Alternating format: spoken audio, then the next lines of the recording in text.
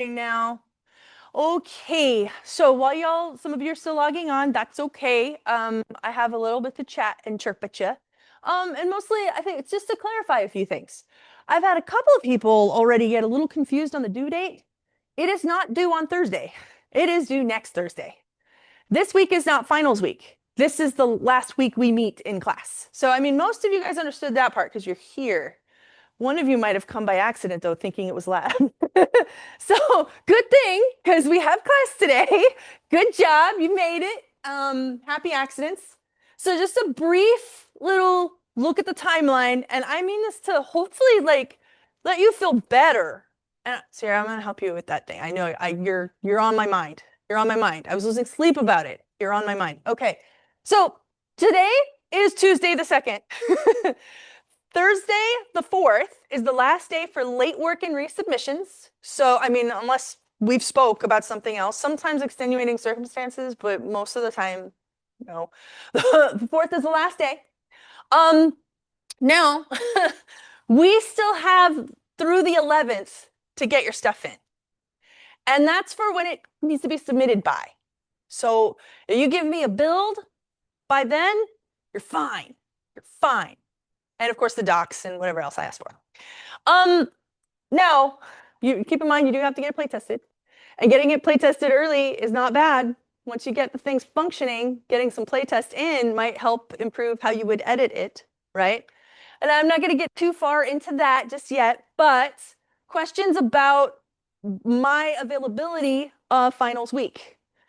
So, Monday through Thursday, I will be in N209 from 10 to 4. Now, there are a couple meetings that have popped up on my calendar that I'll have to go take care of, but I'll be back and I'll keep the labs open. So you'll have access to these computers. These days are really for you to work on whatever you need to work on. It doesn't have to be your game. It could be your 3D project or, I don't know, an essay, but you really like the vibes in here. That's also fine. You can do whatever you need to here. Let's see. It's not bad to come in during some of that lab time to make sure you're getting your build sorted. I graded the build 3 builds project that I had you do on day 1 of this. I do wish I had gotten to that sooner because there were a few of you that submitted full projects. And on occasion, one of you submitted 3 whole ass projects. So a little bit of that is okay in that as long as everybody doesn't do that, but you have to understand something is that the project folders are enormous. You're giving me a lot of files when you do that. And the Canvas memory on the cache back end of the website does cap out. And I capped it out in a class of about this size in 2 assignments. And we couldn't submit even a picture or text ever after that. So it is truly devastating if that continues. So I really want to stress, please do not give me project files. I don't want to run out of space.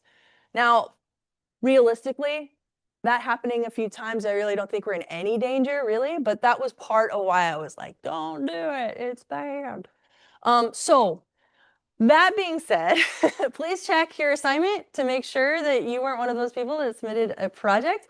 And if you're unsure or unclear the difference between a project and a build folder stack, I will come help you and so that we figure out what exactly you need to give. And that also means if you're in the lab time, anytime before the final is due, I can actually look at your build and help confirm that you got the build done. That's okay. For DMA 226, this is a really important point because you submit a lot of builds in that class. And that can't be something you're unclear on leaving 225, right? So that's why I really want to make sure we understand what a build is. If you're confused and you plan on going to 226, please see me. I want to help you make sure we're clear. All right? Okay, wonderful. Now that I've clarified all of that, looks like some folks are still logging in, maybe opening Unreal. Maybe? Okay. All right. Some design questions came up that I think are worth a chat, and I'd love to hear from y'all. Which do you think is better? Building out the tech and then designing your map around them, or building out the map first and then implementing the tech? Yeah.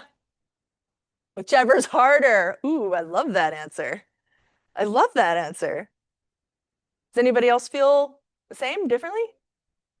Should you build out the map first and then implement the mechanic, or should you build out the mechanic tech first and then build a map around that? Whatever you feel is more efficient, I guess. Whatever you feel is more efficient. Well, what would you feel is more efficient? Doing both at the same time. Wow, I don't think I could do that. Now, Sure. Yeah. there's a lot of like ways to use new variable, ways to use new kids. Sure. Okay. We'll leave out, I'll find a lot more places to hide things. Okay. All right. Yeah, Dom. And then Well, what I want to do is going to take a lot of learning how to code it. Mhm. So instead of having to learn how to do all the code and then do the whole level on top of that, Mhm. and then try and make bullshit my way through that we decided to, because I know what the mechanic is I want to focus on. So making the level based around that in mind, and then figuring out it's 90% of everything out of the way. Yeah, is it because you're not blocked on how to build a level? Yeah. That's interesting. Okay. Yeah. Mm-hmm.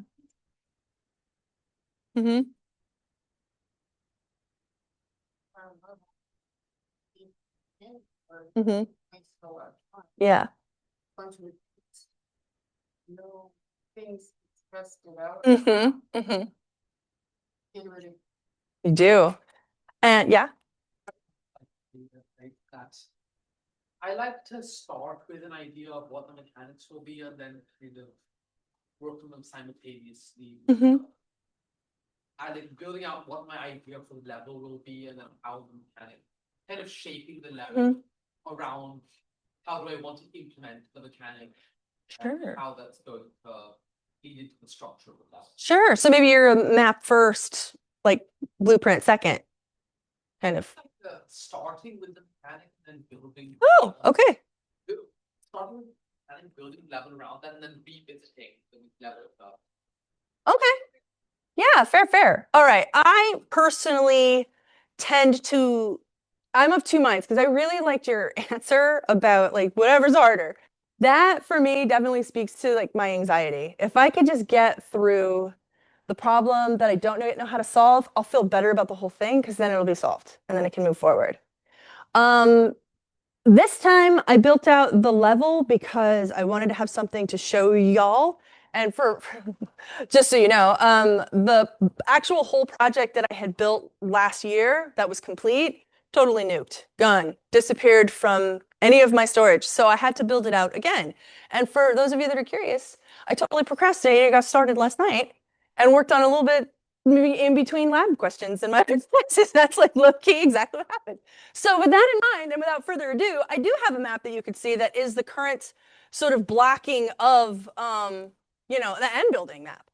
Now, I don't really think that it matters whether it's like before or after, which one you do first. But I can say that in blocking this out, what's definitely fresh in my mind, I had to play test it a lot as I was building it just to feel out the space. So you might be tempted to just map out the whole thing. Make sure you're hitting play a lot as you go, because you don't sometimes realize how far apart something is until you actually walk through it in your third-person player character. Yeah. Yes. Yes. Yeah, I didn't even test the scale of a lot of this, so it's probably all really rough. But without further ado, I have the starts of what will be the end building. I've got the bathrooms open and nothing in them right now. It's just bathrooms. No toilets or anything. I don't know if I'll even get that far. But there's N209. That's our current classroom right there. There's N209. There's N207, where we're going to put the key answer to the stuff. I got that blocked out. That's pretty fun. I need to put doors on that, so that's not done. We'll come over here.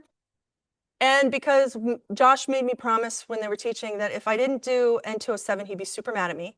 So there's N207 for kicks. The Mac Labs just for funsies. And then my favorite space when it opens up is the lobby area. Like I just kind of like how it feels. Now, how I solved this in the past was that I would put my Tyrant character in like door jail here, and I would use triggers to either like spawn in an actor or destroy an actor as needed. And those are going to be the 3 blueprints that we basically cover. And we'll probably just cover the Tyrant today, unless there's time, because I don't want to rush anybody. And that's okay. We still have Thursday. For those of you that are like, that's fine. I just don't want to hear your voice anymore. You can go ahead and put on headphones and you can follow along the blueprints notes that I've published for you. These are what we're going to cover today. If you're in 226, this is breezy for you. You've probably already finished. So you're free to work on it at your pace if you'd like. But if you're somebody who's a little spooked about the code, as I've heard some people call it, or the programming, I will recommend that you follow along in this. And even if you don't have your homework assignment with you, doing it on an empty project is still better than nothing. It'll get you through, I think, the scariest parts. Okay. So, let's start at the very top of my notes here. What this used to be were like originally were just like screenshots for me to follow along as like visual cues to know what to talk to you about. But I added a whole bunch of instructions to help walk you guys through it. And I'm gonna hopefully try my best to make this visually friendly for you.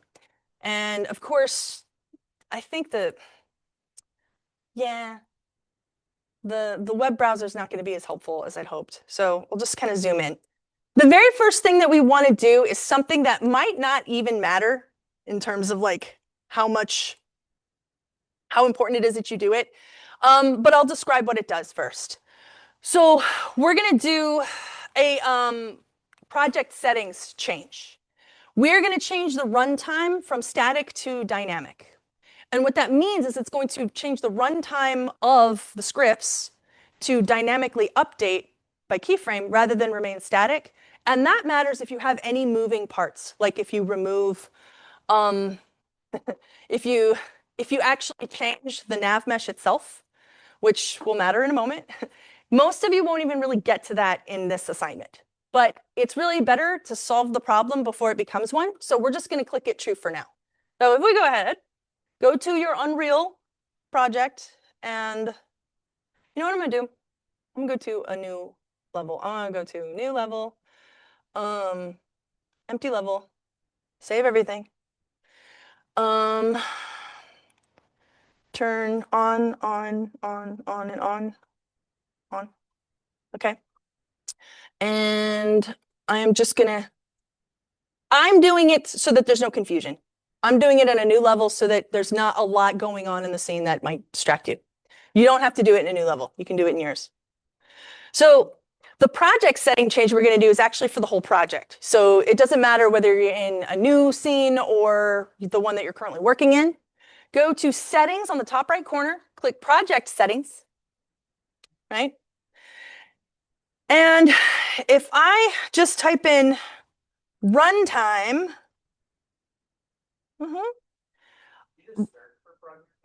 no, one more time. Settings, project settings. I'll hover over that for just a second. Let you guys catch up. That's fine. Fine. Please slow me down if I'm going too fast. Ooh, let me make sure I'm recording. Yes, I am. Okay, good. Project settings. Now you could go down to engine and find it in like sort of their hierarchy here, but if you type in runtime, here you go. You can actually find the runtime generation on the nav mesh right here, where it says yours will say static, change that to dynamic. Change that to dynamic. Just click true. Right there. Cool. Those instructions are in right here. Where to find it, where to change it. Right there. Change to dynamic.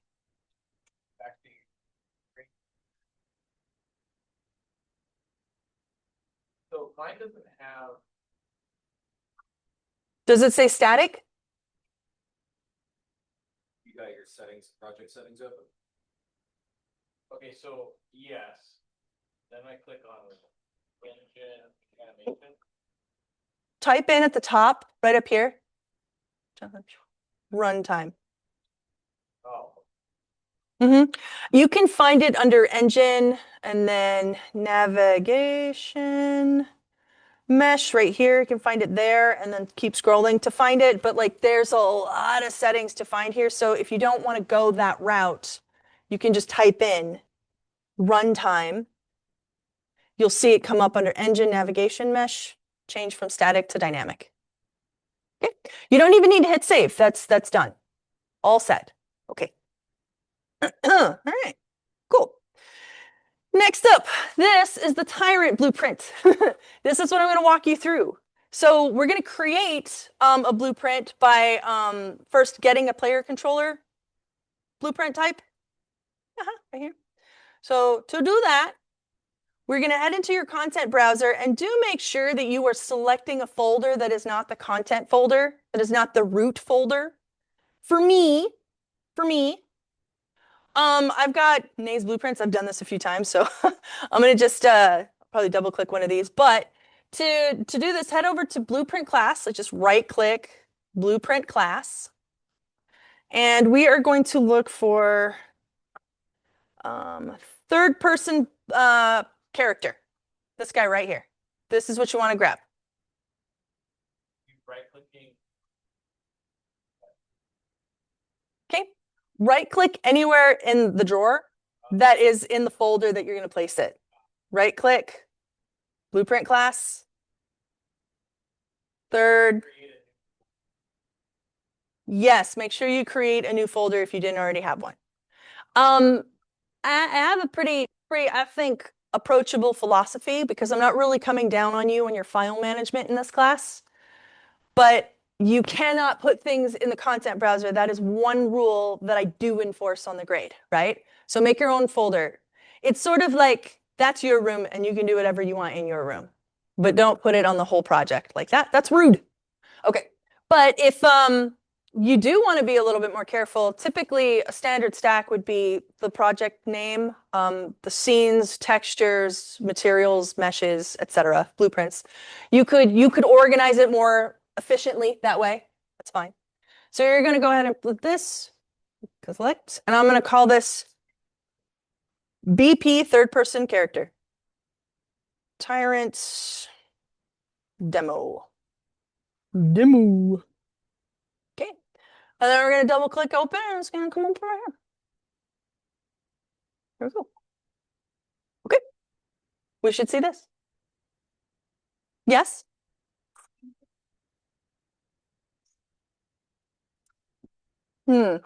So you right click here, go to blueprint class, and then it's easier to just type it in third for third person character.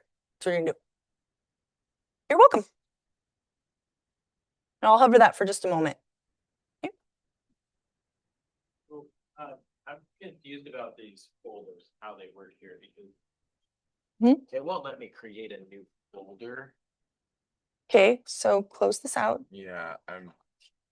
So you're in maps, you're in third person. So why don't you scroll on up to content? Okay. Right click. New folder. Oh, I was trying to do new folder. Well, that's not where the folders go. Okay. Yeah. Okay. You need a second? You need a second? You need a moment? It's third person actor. Is what you're trying to grab? Third person character. BP underscore third person character. Yeah, if you just type in third, Yeah. it'll come up there. I just want to make sure. Yeah, that's the one. Good question, good question. Better get it right now. Don't worry, it's gonna be okay, guys. It's gonna be okay. It's gonna be okay. Don't worry. That folder selected, generate this, create it. Yeah, it should. Here, I'll close out of this again. So see how you get it selected? Like you double click it and you do stuff. Right click, movement class, and I put it. What did I put in? You can, but listen. Unreal sucks in this way. It builds a backlog pathing that remains hidden for a long time. That while you can move files around within your project, if you don't regularly like have it update its history, and I can't remember exactly where to do that. Yes? Yes, you have to update redirector references or else things will break for whatever reason. So yes, you can is the short answer. There's additional steps you have to maintain to keep your project clean. So I don't recommend doing that right now while you just get comfortable organizing your stuff here, right? So sure. But like, here we go. Right click and cancel out of this. Right click, where is it? Update redirector references is what you have to do kind of regularly. You can do it at the content folder level too, though, and it will do it for the whole thing. Sorry, I missed the very first. There's a directory reference in the back end that you don't see. Yeah. And if you move stuff in the project, doesn't update. Yes, anything saved. Anything saved. So if it's a dirty file, meaning it's got an asterisk and hasn't been saved, you can move it and it's fine. But the second it's saved, it creates the directory reference. And even then, if you make it dirty by modifying it, you still probably can't. Yeah. After that. Yes. After it's been saved first. Yes, yes. So you have to do this like update stuff in the back end. Yay, that's great, isn't it? Because instead of going back and fixing it, they're like, we'll just write a tool. Unreal. Yeah, I know. I know. Exact same behavior. Okay, so no man left behind, right? Everybody got it? Okay. Okay, wonderful. So let's go ahead and open that baby up. Oh, cool. What happened here? You're gonna view. Window layout, default editor layout. Cool. Windows are going away. That's excellent. Don't know how or why that happened.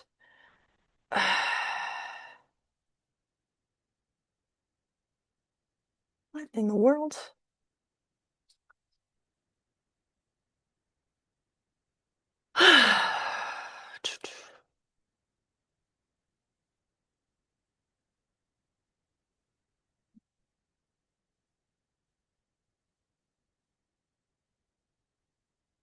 My blueprint. Nope. I need the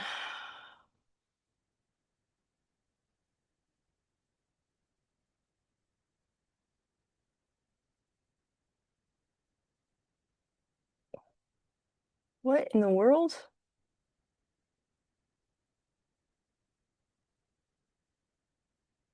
There we go. Okay. Cool. Now, what you probably see is this guy. You probably see this, right? All right. Okay. So, there are 3 tabs up here that I want to talk about. So, well, actually, there's a few more. These are the viewports, and these 2 here, the construction script, we're not going to mess with, and the event graph, which we are going to mess with. So this right here is what you're used to seeing, and if you're trying to update any kind of art or add an actor, this would be where you would add that. Like if you wanted to add a light to this to follow it around, you would add it here. Okay, but what we're going to do is we're going to head to the event graph, and we're going to find. Oh shit! Did I open the wrong one? Third person character. Ah, this is the main character one. I'm sorry. Third person, is it character? Oh, no.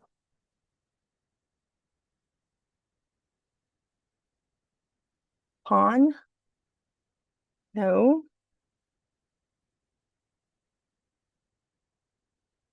Hold on. I think I got us the wrong one. It's not a player character.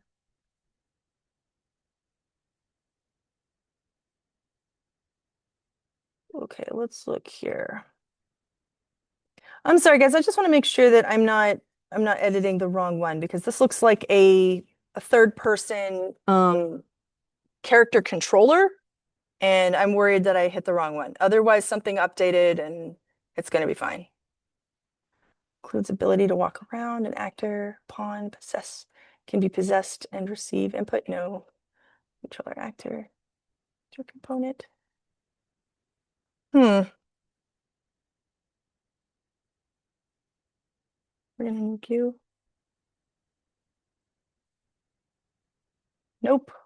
Closer. Well,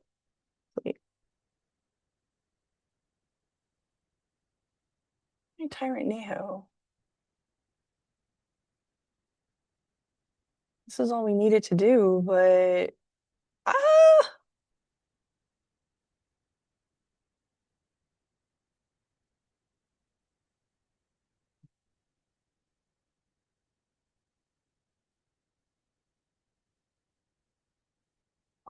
no, this should be the right one. So I'm sure it's fine, and I'm probably worried about nothing.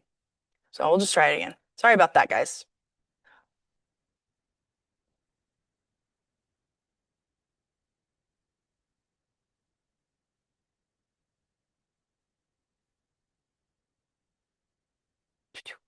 Okay.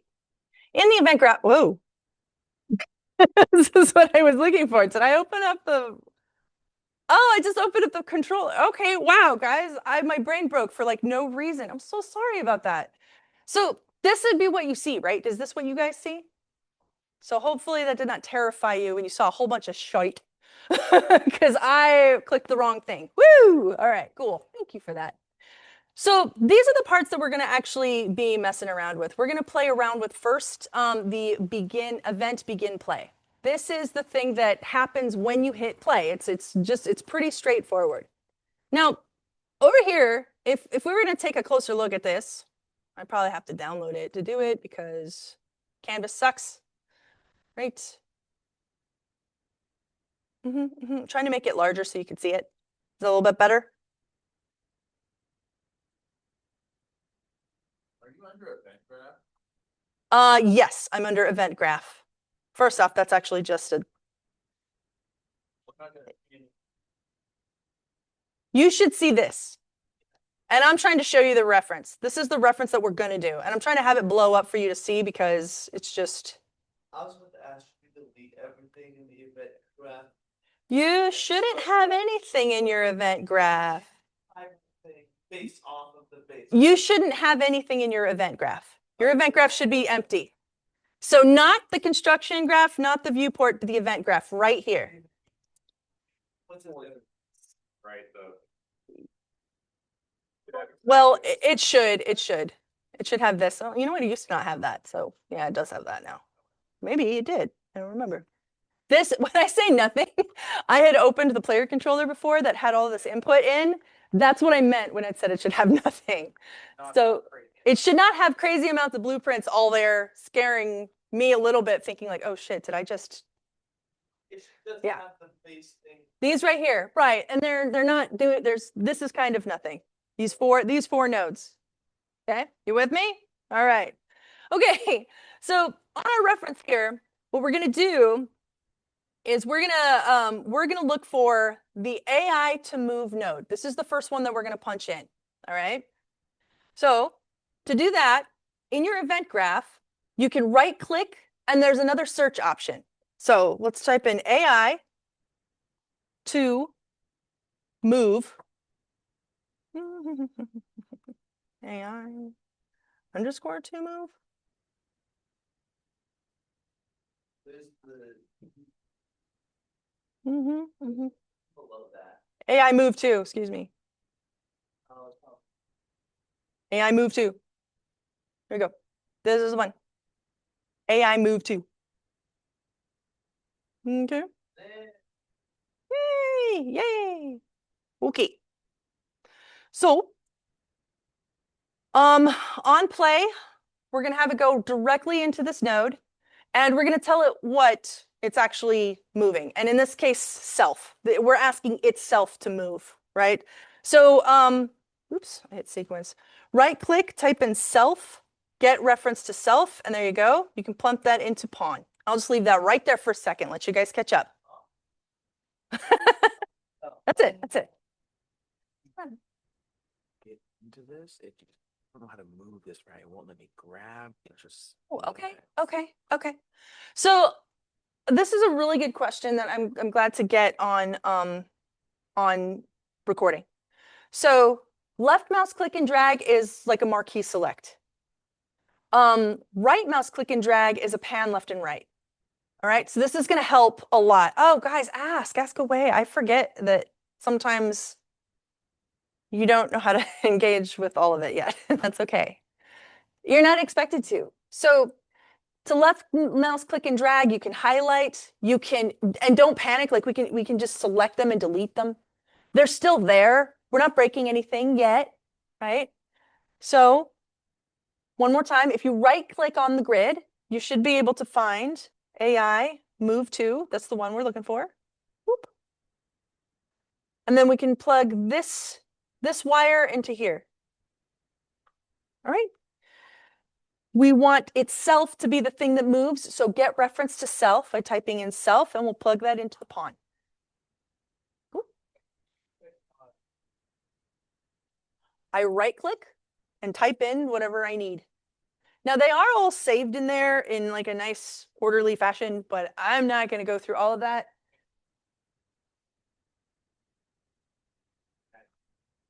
Mm-hmm. Mm-hmm. Mm-hmm.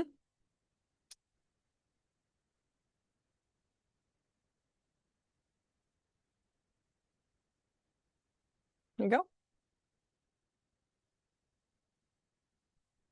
Mm-hmm. Compile if you want. Save. Now, right now, the way it's set up when we're editing in blueprints, Unreal can compile without saving. And what that does is that just sort of checks your logic to see if anything's breaking pretty dramatically right now.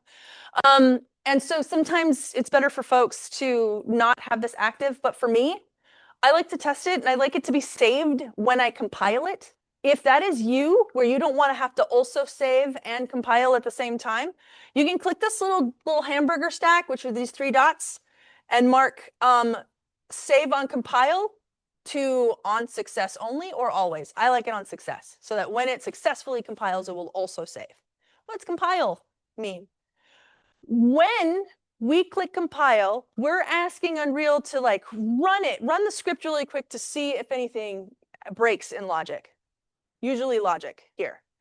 In code, just for funsies, there's usually 2 ways things can break, right? The first is logic. Logic is pretty straightforward. We know that 1 + 1 can equal something, and that's logical, right?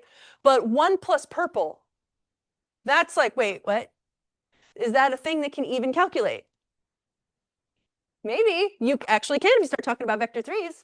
But my point is, though, is that it won't know that unless you clarify some logic. So that's one way that things can break. The other way is syntax. Syntax is grammar. It's fancy code for grammar.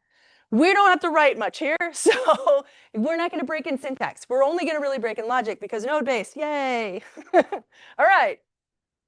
So yeah, if you want to be that guy, you now know 2 ways that codes can break.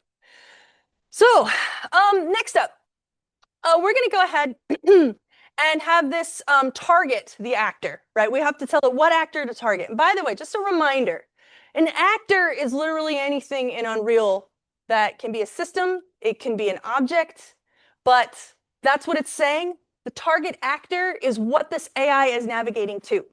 So we're going to get the node get player character, which is the player character. That's you, that's the player, right? Get player character, plug that into target actor. Right click, get player character, blah, target actor. Yay!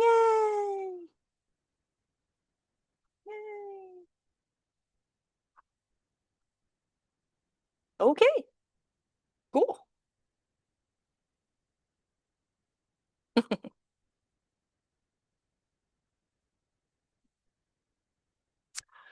Now, all right over here.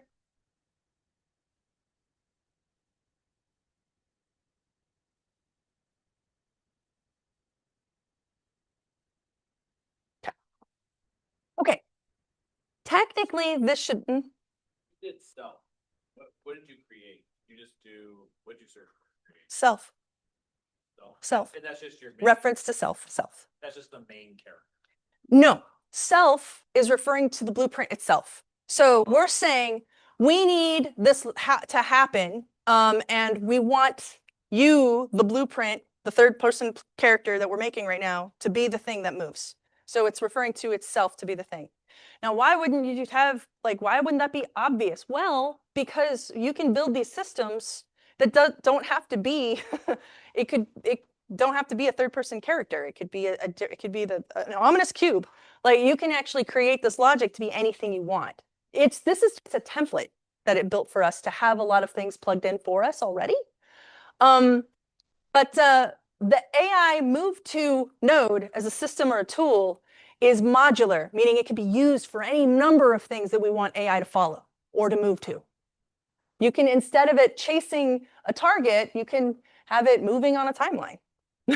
Or a different target, like instead of the player character, it can be targeting another actor in the scene, which could be a variable that you could give it. Yes, For future stuff, future stuff. I'm looking at the reference, Mm. and you had a line go like up and then like. What? The next thing we're gonna do? You want to know how we're gonna do the next thing? Well, I love that question. Does anybody have any questions though to get this far? Maybe? Okay. So right now this will begin on play and then run one time. And that's it. And it might move, it might not, it probably won't actually. So what we need to do is we need to tell it to continue to run.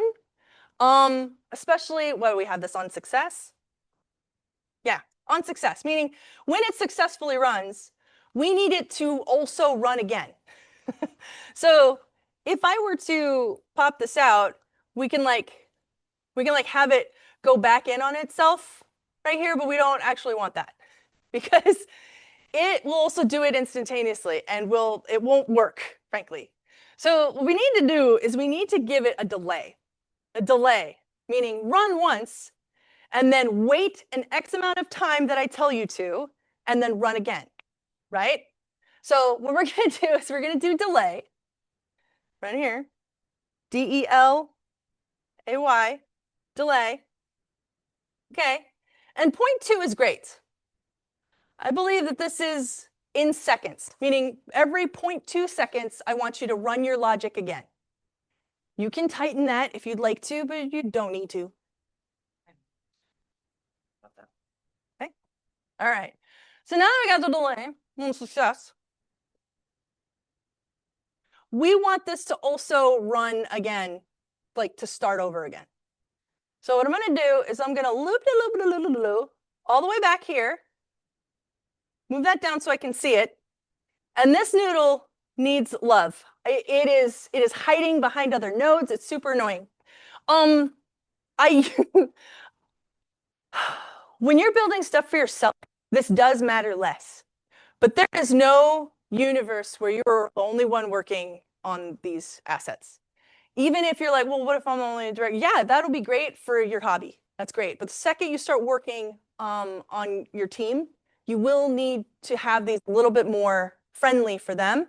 At the very least, friendly for future you to make sense of what's happening here. How many times have you been like, oh, son of a B word? What is this saved? New save _ final. Seriously, this is the last one. Save. That's not a helpful nomenclature. So, anywho, to be extra like kind to yourself, let's make this a little bit more readable. Double click the noodle. Dom, did you see that? Yep. Double click the noodle. Double click the noodle. Pretty noodles will let you keep your job. Select it, and then when you hover over it, look for that little crosshair like of arrows, and you can move it. Yeah? Yeah. So I'm gonna hold down Alt and click on these, because Alt will actually delete a noodle. And I'm gonna select those two, and I'm gonna just delete them. So I clicked and dragged this over here, and it will work, but it looks really confusing. Like you wouldn't never know that that logic is happening, right? So I'm going to move it down so I can really see this. Double click the noodle. And then hover over the yellow part of it. If you hover right over the dot itself, it's just going to like give you another like branch off of it. So click and drag, select it, and then just move it over. Double click it.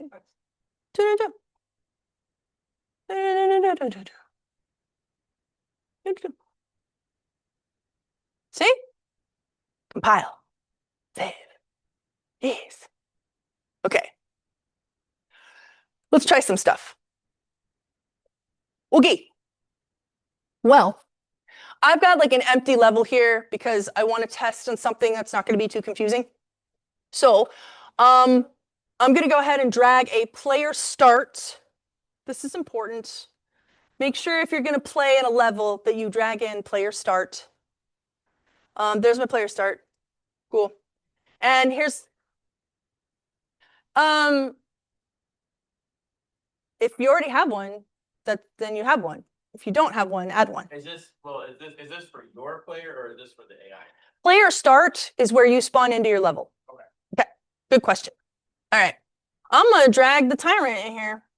There she is. In here. There she is. There's my Tyrant. Looking pretty good.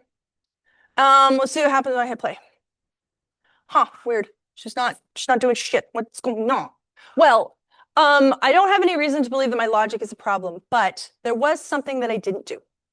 I did not add a navigation mesh volume. This is a volume, just like a cube, or a trigger box, that tells the AI you're going to operate within this space. This is important because you can actually tell it where it can go and where it can't go, or where it can affect you and where it can't. Yeah, and if you move it dynamically, that can get some complication. So I'm gonna just dock my Tyrant right over there, back over here. And under actors, if you could, I think, just go to volumes, nav mesh bounds volume, it's right there at the top, or you could type nav mesh bounds volume. That's what we're looking for. I like to have the type do the search for me because I have that kind of ADD neurotic that when I see a lot of text, I want to cry. I just want to cry. And when I see lots of words of things that do a lot of stuff and I don't always know what they mean, I get overwhelmed and it's really upsetting. So I like to just go right for it. Now, if that's how you, that's okay. Yeah. Nav mesh bounds volume. So I type in nav at the top, like I said. No. I have it selected, but that doesn't matter. So I'm just going to drag it in. Drag that. Yep. Drag it in. Like you would a cube or anything else. Go to the actors, type in nav, and nav mesh bounds volume goes right up there. It also exists, though, if you don't like to type stuff in, under volumes, right there at the top, nav mesh volumes. And it's my little diatribe about why I like to type it. My TED Talk. Finding it, but okay? Yeah. Okay. Well, I've been trying, I guess. Sure, that's great. That's great. Hey, okay, so what you do, you're really close. So you drag that back into the success right there. Great. Now I'll move that down a little bit so you can see it a little better. See that guy right there? Double click it. Okay, now you can move that little node up, click and drag it. There you go. Oh, Okay, that's it. Just like that. Okay. All right, got it. Yeah. Okay, now I am going to scale this out nice and big to operate all of this up there. Woohoo. And let's see if we got success. Oh yeah, man. Well, that's not scary. It's cute actually. She just follows me. I got a buddy, little friend. You know, it's kind of like you can control a lot about this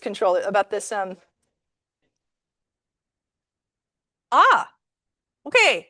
That doesn't happen for me, but it might for you. And what it's doing is that it's either not running the delay or rerunning the script after success. So what you can do is you can also on fail from here, make it do the same thing. So meaning maybe it didn't catch you, so you can have it go again. Yeah. It might work, compile. Well, Okay, cool. So I'm gonna like move my my player start like away for a second. Oh, not that far away. This far away. And then I'm gonna hit play and then oh, she's running for me. She's trekking. So right now, that is the barest minimum required for this assignment so far. You've got a Tyrant mechanic, but it's still on you to decide what the win or loss condition is. If you want this to be a when she touches you, you reset the level.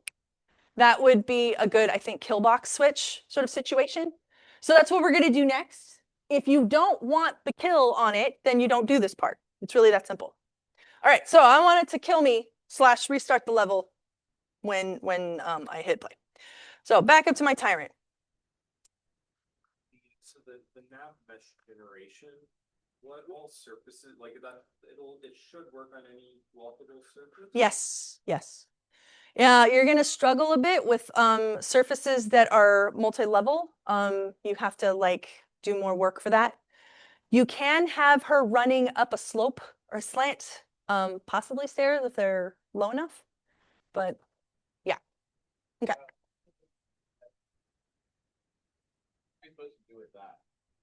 This tells it where to work and where not to work. So here, like I'm gonna move it off. Well, for wherever you want her to work. See how I moved it off? And I mean, if I move into the nav mesh, maybe. Oh, maybe not. Oh, she's not in it. Okay, so check this out. All right, so she's in the nav mesh and my player start is out. You see? I'll hit play. She's not moving, but as I come into the nav mesh, she comes after me. That's what the nav mesh does, or the nav mesh bounce does. So you could set it so that she's operating in a space and you don't have to worry about her until something. I mean, you could hypothetically spawn in a nav mesh.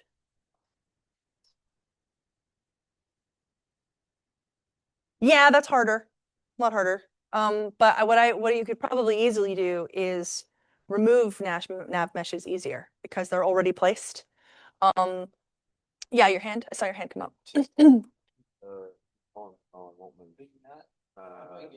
Okay. Yeah, she's moving. There goes. He's moving. They're moving. I don't want to assume gender. I get it. Did you get above what? I'm trying to shift to above so I can see. Oh, you can orbit the camera to be above. I want to say it's hold down. I can't remember. My brain remembers my word. My mouth doesn't. So that's control. Alt is, oh, that's function. Sorry. So control or alt. There we go. Oh, there we go. Okay, what was that, Dom? I don't know. So like the nav mesh tells them that if the player character's in there, that's what they are. The nav volume. The nav mesh volume, and it's a bounds volume. So it says within the bounds of this volume, AI will follow the rules. So notice right here, I've got the AI Tyrant right here, and I've got the player start out of the bounds. See that? It's out of bounds. So I'm going to hit play, and I'm going to walk into bounds, and now it'll work. That's what it does. Okay? Yay.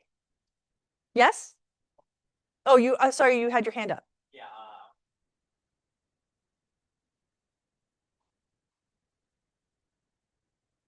Okay, what's wrong? Oh, I just wanted to find a way to get the Tyrant in the game. Oh, click and drag it into the level. Oh, you mean like What you just made, the thing you made. So if you named it Tyrant, drag Tyrant in. Okay? What's that?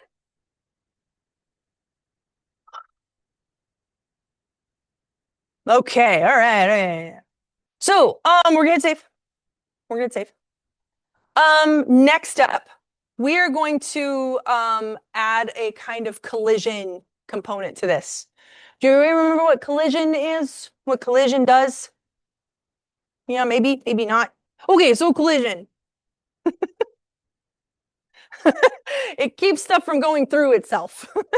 It's the difference between you walking through a wall or walking up and not being able to get through the wall. That's collision. Now, that's physics-based collision. And that is literally will keep things from crossing over. That matters a lot with like players not falling off of worlds or walking through walls. And most of the assets or props that you're playing with right now will have collision already built into it. But there's another use of collision that some of you might be wise to already, where I actually do need things to cross over. What kind of collision would that be? Like, why would I need that? Yes?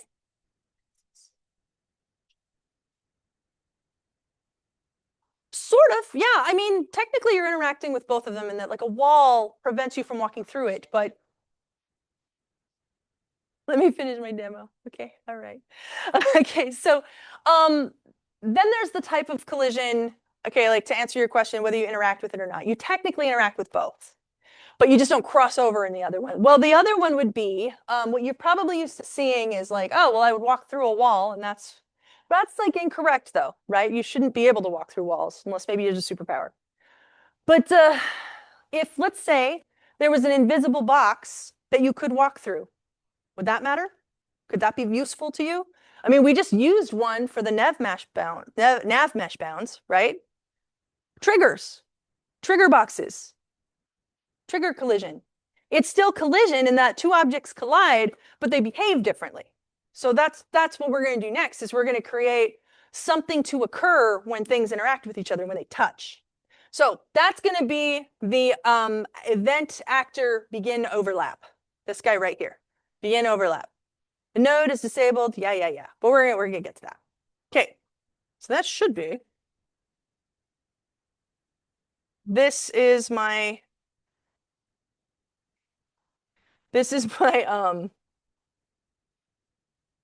for Pete's sake, why won't you let me? It's the snipping tool that I was trying to like show like more up close, like the nodes, so that it's easier for you to see. This is what I was trying to do. Okay. All right, so this node is actually already set up for collision, but it's not, we need to still tell it what is colliding with what. So what we want to do is we want to tell it to like, hey, collide with something, and this is going to be the player character that we're going to have it collide with. And when it collides, do something else. That's kind of what this is. What we are colliding with and what will happen when you do. So first step, we need it to branch in order for that to happen, so that we know that this thing is colliding with something else. So over here, right back over here, let's just hit tab or right click, type in branch. Okay, should be pretty straightforward. And we need it to now get player character to here. This is where it's going to get a little interesting. Oh, I think you could probably copy and paste this if you wanted to, but if you click and drag this into here, it won't let me. Why not? Well, because originally when this was written, this isn't the kind of data that it would take. So rather than fix the branch to take it, they added another node. So what we're going to do is we're going to type in equals. Whoop. And if you plug it into here, plug it into there, should be fine. Oh, maybe I got the wrong equal. Maybe I got the wrong equal. Hold on. Equal. Equal.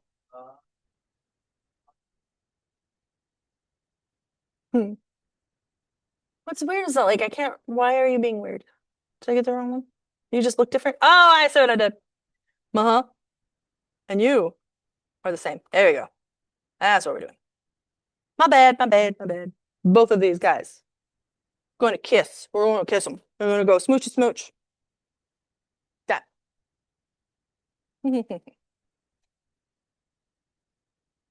Now I realize the condition needed both of them to match. That makes way more sense. All right, I'm going to compile, and it's saved. That's true. Okay. Now, on true, right up here. So we are going to ask it now to get the current level and open the current level. That's basically saying start your level again when it touches you. Does that make sense? Yeah? Yeah, I know. Part of it you're like, well, we better close the level. No, we don't, because that'll close the app. So we actually want it to reload the level. That's all we're going to do. All right, so get, actually make sure I'm typing this right, because it's very tricky. Get current level name. Go. Get current level name. And open level by name.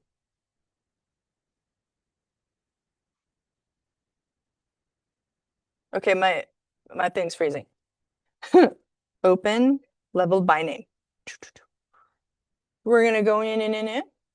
And then we're gonna and it made a little conversion of data. Don't worry about that. That's correct.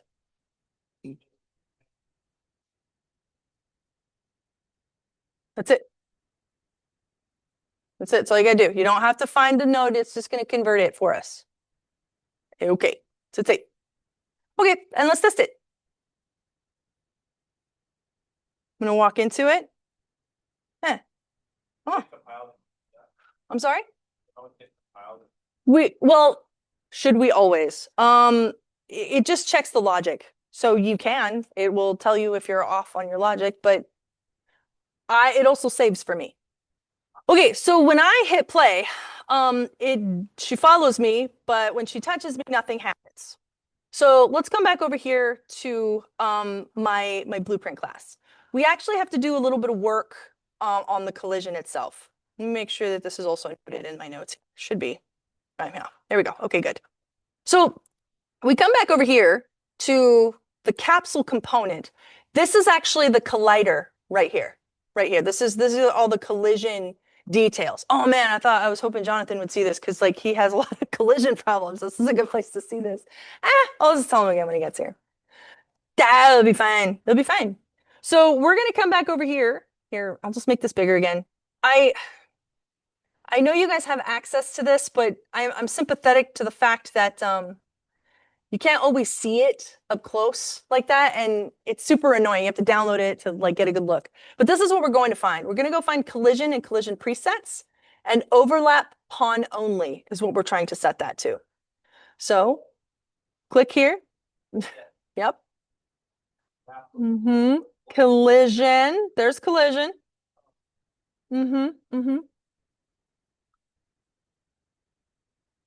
And I think it's under advanced collision presets. Overlap pawn only. Where are you? There it is. There it is. Overlap only pawn. All right, compile. Now let's give this a try. Let's give it a little. Select the capsule component right here. And then in the details, find collision, collision presets. Change that to overlap only pawn. All right, so let's hit play. Let's check it. Check it. Okay. Whoop. It reset my level. Only it's taking a minute because Unreal is taking a minute. Oh, it said it opened my other level. Oh, that's great. Oh, you know why it didn't do that? Because I don't have it. I haven't saved it. I told it to load it by name, and I'm working in an untitled map. That makes sense. What's up? I did seemingly everything did. What I just goes in. So I have It everything. just goes in you? I have collision overlap, only pawn. Okay, correct? okay. I did everything. It's all connected. Everything should be good to go. And then when I do, Did you save it and compile it and all that? it's all saved. Compiled good then to saved? go. Click save, just to make sure. Okay. And then I go here And she, to play. This just goes in me. yeah, that's weird. That's super weird. Huh. Maybe I'll look Player through. character. I'll look through everything. I think also drag that straight across. Oh, that Okay, might. so try that now. Yeah. Supposed to be just doing this. It should be resetting your level. Yeah. And so yeah, in that case it's working. You did it. So now if you move and run away, she's gonna chase you, and if she touches you, it's gonna reset your level, and that's devastating. Yeah. Is there a way to slow down the chaser? Yes. Yes. So, if you want to adjust the speed, I really like this part because I like to think about how character controllers feel especially in games that I'm emulating. In this case, this is Resident Evil, right? And if you remember the Tyrant, he never really runs at you unless he's about to attack, right? He's a little bit more menacing than that. So what I like to do is I like to have him walk very fast, like charging, like that's actually kind of, but if you run, you can only run just a little bit faster than him. Not the same speed, but just a little bit, meaning if you slow down even a little, that could be like a devastating gain that he'll get on you. So, let's look at the Tyrant right here. We're gonna come back to, I wanna say Tyrant self, I believe. Self. Hold on, I'm gonna try to remember where all this lives. Where camera, capsule, mesh. No, it's not there. Let's see, run. Nope.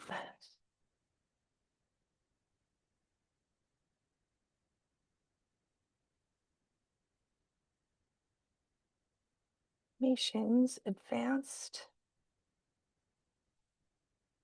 It's in one of these settings over here. I'm just trying to remember. Oh.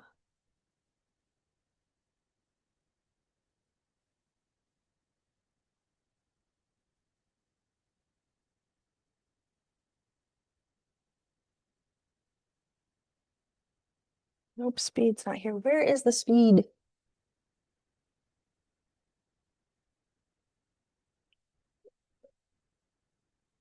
Oh, there it is. Okay. I didn't see it. It's right here at the very bottom. Character movement component right here at the very bottom of the stack here. So if you're a Unity fan, this is kind of the closest that you get to like prefabs actually resembling each other. Is on the component stack, it is hierarchical. So you could have an empty piece that has other components that you add in the space. Anyway, this is the one that we're looking at, character movement system here, and you can actually adjust the speed. So let me see if I can find walk. Like I said, I need to walk. Walking, max walk speed. There we go. I'm gonna say 300. Yeah, and then let me just see how that feels. Just see how that feels. So save. And let's see how. You set a different step height because like those are step higher. No. Well, wait, yes, but you need to tell it to jump and how to jump. So the answer is yes, but you need to do more. It won't just work. Okay. So 300 was a little slow for me. I'm gonna try 400 and just see how that feels. We call this tuning. And you had a question, Jonathan? Oh, yeah. So the only way you can get it to go over uneven terrain is if it like I mean, if it's sloped, you can do that. If it's not too high, it's steps. yeah, I have to test it. It depends on the steps. Like it's not I think it should work at step height. It should walk up it. If it can walk or run up it, it won't jump unless you make it jump. Yeah. Correct. Give it a high. Yeah, I would expect. The walk speed, max walk speed, let's do 400. Pile, test. It's a little fast, maybe 350. Like this is what I do. I'm just like, I just feel it out until it feels right. Okay. Okay. Now, yeah, I'll probably make it a little faster. So what I'm going to do next, you may or may not want to do or follow along, but I'm going to do it. I'm making myself the tyrant, but I don't have a fancy mesh. I'm just going to put like a material of my face on a plane and put it in front of the thing, and that's going to be good enough for me. Because after all, we're just level designers. We're not artists. I have my very talented character artists and technical artists to write the rig and do the animations for me. So I'm gonna grab this tyrant right here, and you may use what works best for you. I took these a few quarters back, so if I look different, that's why. I'm gonna publish all these. You may grab them. You do not have to. I cannot stress enough how you do not have to make me your villain in your story. Um, you know, it doesn't hurt my feelings one way or another. Okay? So I've got like Tyrant Neho face expressions. There's one. There's just coming at you. I think I'm gonna grab. No, it's too snooty. That's mad Neho. Oh, angry Neho. She's coming for you. So I'm gonna grab this one. I'm just gonna download it really quick. And I am going to make a quick material for a plane. Okay. So under my resident Neho stuff, I am going to go ahead and grab that file that I downloaded of my face. I'm actually going to rename it really quick because this is something that is common in working in Unreal projects. I am not requiring this of you right now because you're just figuring this out and there's a lot of moving parts. So it's okay if you don't do this. But there is a naming convention of file types in here that is pretty consistent across Unreal projects. First off, T underscore for texture, and I'm going to call it Tyrant Neho face. And you can call it the type of map that it is, in this case, color, or albedo if you're fancy, or emissive if we make it glow, but I'm gonna actually use both, so it's fine. So I've got my texture map. You can use any picture you want, but so that you know, this texture map does have transparency on the PNG. That's what will make a lot of this work. So I'm gonna click and drag this on into my project, and I'll call that out. Ooh, she looks mad, doesn't she? So I'm gonna right click here, I'm gonna create a material, and I'm gonna call it M underscore Tyrant, sure, face, whatever. Let's go ahead and open that up. And I'm going to kind of keep these separate so that what I can do is I can drag that texture that I just made into here. And if you want to do this, you may. We'll put that into color. And I'll honestly probably also put in an emissive channel so that you can see it a little bit better, but let's just leave it alone for now. This is, to do a transparency map on anything, you do have to do a little bit more setup. So without going into too much detail, select the box here, the output node, and then where it says opaque, click masked, and then you can add the alpha into opacity mask, and then you'll see that it masks out the back, and it will work. Hit save. We're going to call that a day for now, just for now. Okay. Now, to add it to the Tyrant, you want to do it in this stage here. We actually have to add the component to the whole blueprint. And the whole blueprint is every piece of it, from the mesh to the animations to the movement systems that you don't have to worry about.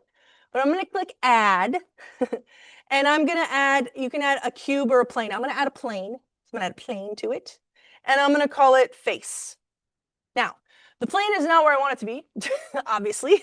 So I'm going to just go ahead and toggle between the WER and use these transforms to make this do what I want it to do. In this case, I'm going to put it in front. And I'm a little unsure, honestly, which way I need to rotate it, but I'm going to go with my gut on this and just kind of hope for the best. And we're going to scale that down to be approximately face sized. Oh my God, that'd be terrifying. Oh, who cares? Let's go with it. And in the details tab of the face plane that I made, and maybe I should actually rename that to say plane so that as to not have any confusion. Face plane. Right here, I'm going to switch the this to the material that I just made, which was the Tyrant face. Okay, so I still have to. Oh, she's mad. Ooh, she's coming for you. All right, so I'm going to compile it, and now I'm going to test it. Okay. There she is. Oh dear, she's all messed up. Okay, let's come back over here to my Tyrant, right here. Let's move this forward. And I think what's happening is that the collision is being a little borky. So on this mesh, I'm gonna type in collision. And the preset, no collision. Compile. And probably also save just to make sure. Let's try that again.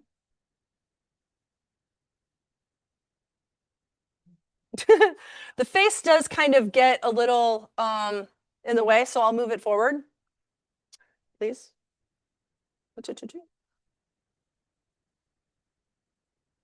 Tyrant, and I'll just do just a little no face. And also, I think I should probably also save my level. I'm gonna call this underneath blueprints. We'll call this demo map because I'm just testing his stuff out here. Save. All right, let's try one more time. Oh, she's scary. Ooh. And now I got a mean looking Neho Tyrant coming for me. You could use your little brother or sister. I had one person do that and they made the character controller like shorter and move faster. Shit was terrifying. Absolutely frightening. You think that you need to make it bigger and slower to be scary. No, tiny and fast, forget it. Forget it. Yes. So I was just working on the blueprints right here. Yeah. I think I got everything. Yeah, I think so. But it's not for some reason. Did- Whenever Did you add your nav mesh bounce? Yep. Oh, Here, yep, add the volume to it here. That's gonna tell it what part it will work and what part it won't. Yep. Nav mesh bounce, yes. And you can find it under actors. Yes, Tom. It's static image, Yeah. So happily. Some of this was covered in earlier text, but like this is slightly different because I have a transparency component to it. But basically you'll need a texture to start. Do you have an image? I don't have an image, but it's Okay. it's that node that you use. So first, I like brought in the texture map or the PNG file into my project. Then I made a material for it. And I clicked and dragged that texture map into the material. And I had it set up this way for that material. So I'm not sure what step you're stuck on. Okay. That's a scally face. You're just able to go into the like the project content drawer and put it in. I mean, yeah, but like how you say it makes me think maybe there's something else we're missing. So, okay, wait. So first, let's like have the material hanging out, and here we go, right? So they're floating. You see how they're floating right here? I got two separate windows. Now, first, put the texture into the project. You got the image in the project? Yeah. Okay. Yes, you just click and drag it into the project. That will work. You can click import and go find it that way. That's also fine. Like if I click right click, import to here, and then go find the file, that will also work. I hate having more clicks though. So if I can just click and drag something into existence, that's my preferred way. Yeah. I mean, we could keep going, but that was a lot, right, guys? We had a lot, right? Yeah. So the way I have mine set up, like once you go up onto Mhm. those steps, they can't get you. Okay. That's kind of like my mechanic. Yeah, I like that. Like forcing you to like, you're Okay. just gonna keep losing unless you like. You have to, so it's like the ground is lava, sort of. Basically. I like it. Yeah, Okay. you have to go up, but then it doesn't follow you. But then the thing is, it doesn't stay in prox. It should track you, I think. On It should, even if you fall off of it later. So like But- fall in the, it's not working. Let me show you. So I'm Yeah. I'm gonna go up here. Yeah. Okay. Here, but see, it isn't. Is she not following you? it's- Okay, wait. It is following Oh. you, but it's not tracking you. Like it's following you, but when you're up, it doesn't move. It stays right here. Yeah. So do you have, I mean, yeah, there is a way And as to. long as I'm up on one step, it doesn't move. Look, because look, Yeah. I hear what you're saying. So it sits Did- right there. yes, There I go. I got you. So I mean, to set that, I'm not sure if we need to do in the Tyrant mechanic. Let's come back over here. You have it on success and fail. Okay, good. It's like a idiot. No, I'll have to look in a little bit more digging to see why. So I want it as soon as you fall, you. Yeah, so like, and it's right there. So Yeah, it might not be right. Okay, You, but within. there's like the specific- janky way to solve it would just have multiple throughout the level, so it's always an impending. Yeah, you that's should terrifying. know. You could do that, but through testing, you can see where they fall typically, or we could solve it with the tech that you want, which I need to do a little bit more research on. Okay. Yeah, I don't think it's going to be that hard, but it's going to be a thing. Kinda Yes, like a- Tom, hold on just a kinda second, like a- okay? In the in the trees, like chasing you around. Like Yeah, I think I see what you mean. Yeah, and you're up in Okay. the trees, and it's like. Okay. Can you not just make the field of view that it has really tall? Oh, I so see that that. way- It is the You mean field of view. the map mesh volume?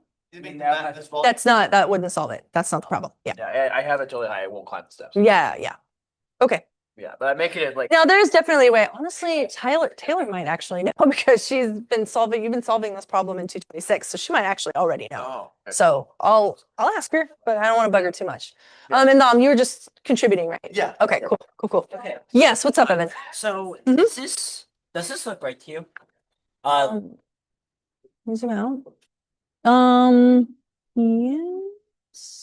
Yes, I think it does look right. So you've hit save and all that. Okay. All right, then whenever I play or something, Mhm. it weird. doesn't really do anything. Did you, let me see something. Detention City, cool. So you did save it. Yeah. I'm gonna just hit save really quick and try one more time. Okay. Just make sure. Okay, let me close out. Sorry. Now, show me the nav mesh bounds. Oh, you mean the blueprint? No, the nav mesh bounds. Oh, yeah. The volume. It's I think it's this whole. Yeah, that's it. That's right. That's the nav mesh. Mhm. That's it. Click on it. Yeah, Click on it for me. Okay. Oh, like, Okay. maybe- So there you go. maybe Yep. maybe I need- I'll let you Yeah. know the- Okay. Sierra. I'm trying to make it so you can't see this part. Yeah. So what you want to do, this is so stupid.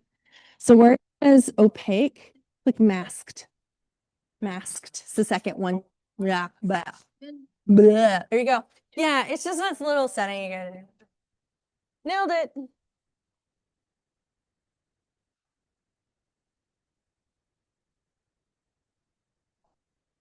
Mm-hmm. Ooh.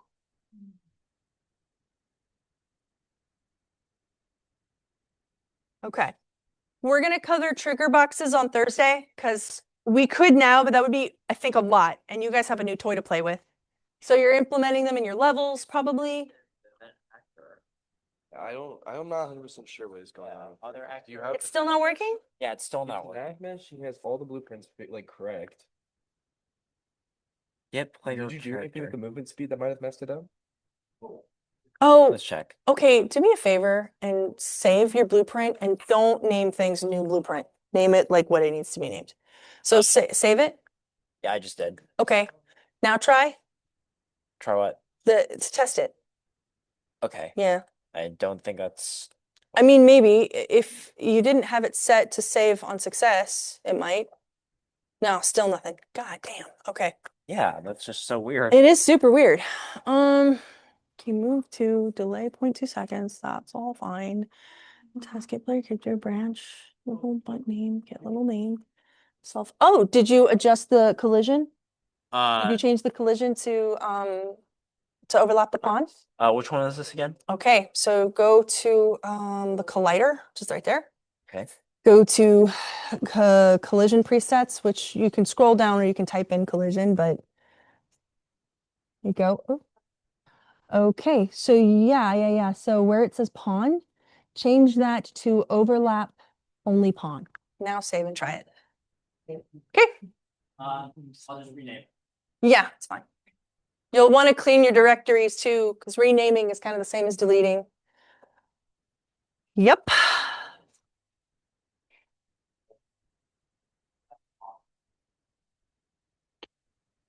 What do you do with it?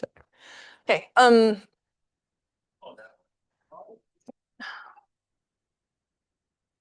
Oh, but Yes. I got it kind of working, but Okay. Yeah. what is going on with his bones? I don't know. That looks very gross. Yeah, I guess so. Like, is that Well- like, you know, like, Don't know, but okay, my love. Two things. Let me see your post or okay. Just like other volumes, we're gonna add a post-processing volume. They does is these lists, like give me come anxiety. give- so when you're Thank you. So we're gonna type in infinite because we want to turn on infinite bounds. So it means work on the whole level, not just this thing. Okay. And then we're going to also put you at 0. I don't understand how you guys type in any values if you never turn on your. your numpad. Okay, now, go. Let me see exposure. We're gonna turn on. Nah, See if I can guess.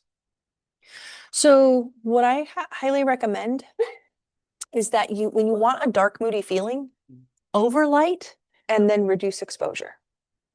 That's what you really want to do to get that vibe. Overlight. So have you ever made movies? I've done a couple short films. Okay. Yes. So you know how like you need it to be very well lit in the camera? And then, but like you want this to be moody. That's fine because in post and through editing, you can fuck with the levels. It's Yes. very much the same logic. So basically think like, kind of, because we need, right.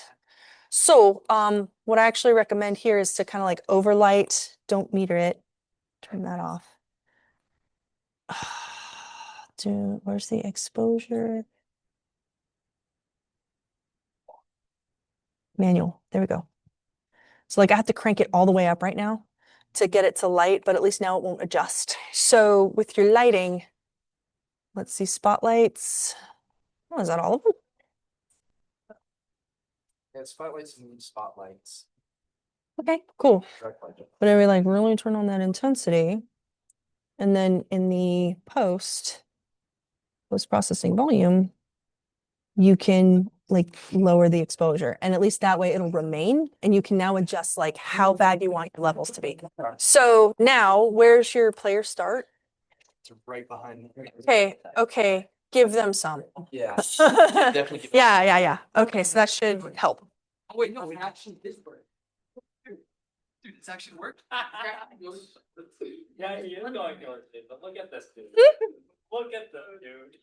So he's gonna chase you, and then when he touches you, he kills you. Wind condition installed, right? Yeah. All right. You're right. Well, the win condition you have to solve. The loss condition's in. You have to like, where do I go? How do I win?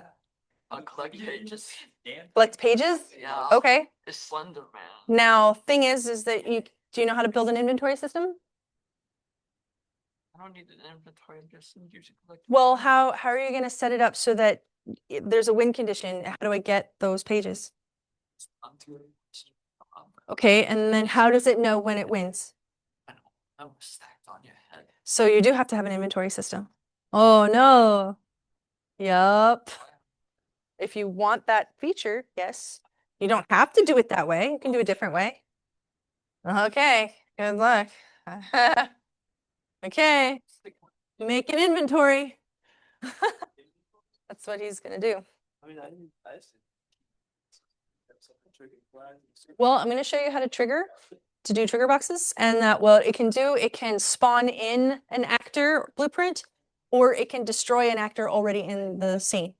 Those two things will basically get a key door situation, because that's what I'm gonna do here. The code is gonna be the key, and the door is gonna be the door to get in. So I'll show you how that works next time. This was a lie. Thursday. This is all we're gonna cover today. This is all we're covering today. Play. You guys want to play. I'm letting you play. Other part, the effect on the. Yeah. I'm just saying that squares away. Yeah. It's technically in the notes if you want to go ahead. Yeah. But Another okay. fun thing, alright. Fine to do tonight. okay, bounce. That's fine. Let me mark you present. Yeah. You have what you need, and so you're good. Yeah. Okay, everybody. We've got like 25 minutes left in class. I'm gonna give it back to you. The rest of the time is yours. You may use it to lab. You may go early. I'm gonna take attendance right now. And then I'll see you on Thursday. Okay, love you. Bye.